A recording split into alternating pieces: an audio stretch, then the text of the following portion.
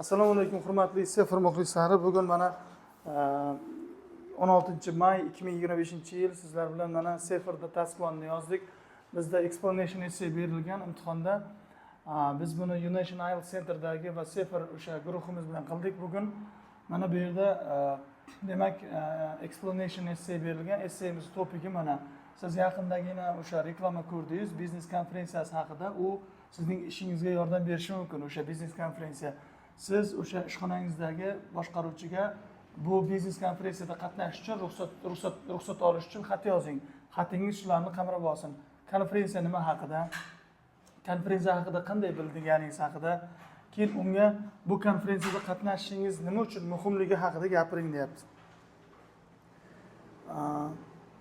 Erta ketdi mana boshlandi essayimiz. Dear Mr. Bilson, janob aziz janob Bilson, men Durdona Yo'ldosheva, o'sha sizning tashkilotingizda o'sha yosh loyihachiman va sizdan shu ruxsat mana shu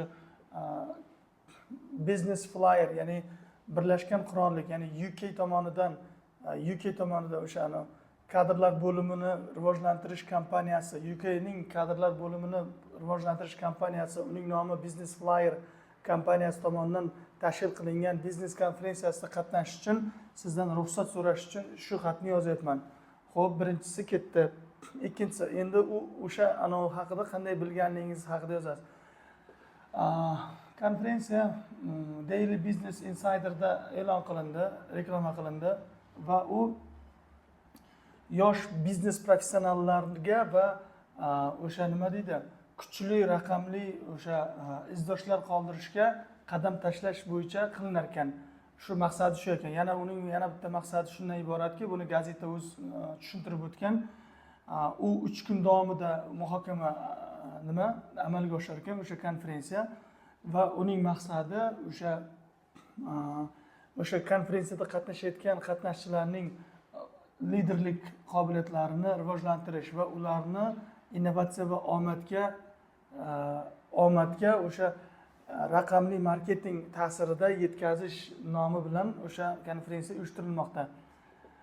Men o'sha reklamani ko'rganimdan so'ng shunchaki koordinatorga telefon qildim va u menga shunday deb maslahat berdiki, agar o'sha konferensiyaga qiziqsam, o'rindiqni band qilishimni u aytdi. Konferensiya o'tkaziladi 21 va 23 may kunlari soat 8 dan kechki obeddan keyin soat 3 gacha. Bizning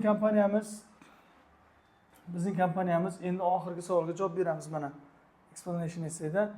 Nima uchun muhimligini aytib o'tyapmiz. Bizning kompaniyamiz yaqindagina o'sha raqamli marketingni jiddiy ravishda o'ziga o'sha nima deydi, omil qilib oldi.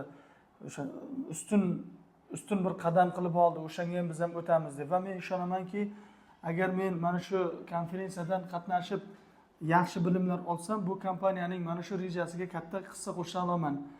Muhokama mavzulari juda ham yangi va men ishonamanki, ular o'sha harakatlana oladigan kontentda bo'ladi va o'sha materiallari o'sha biz xohlagan mavzuda bo'ladi. Men sizdan konferensiyaga qatnashish haqida so'rab qolaman. Samimiyat ila Durdona Yo'ldosheva deb Sefer essayini tugatyapmiz do'stlar.